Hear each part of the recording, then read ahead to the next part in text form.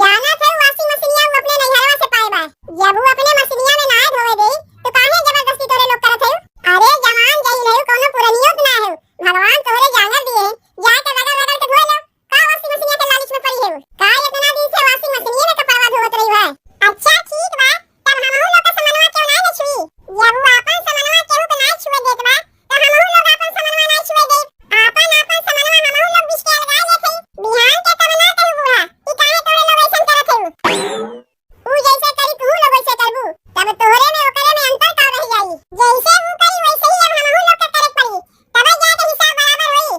के कहा जाए को का तुम्हें समझावत है तू तो उल्टे वही को से बोलत है। अरे हम केहू को से ना बोलत है बल्कि हम तो झगड़ा बचावत है। अब वही कलिए तोर बेटवा छोटकी के पता नहीं कौन समनवा टूट दिए रहा। मार भन बनैया माछी बनी रही।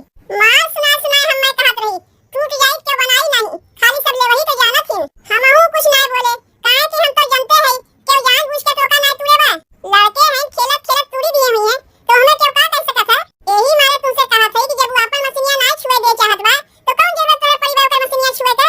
अब झूठे तुमको खराब हो जाई तो देन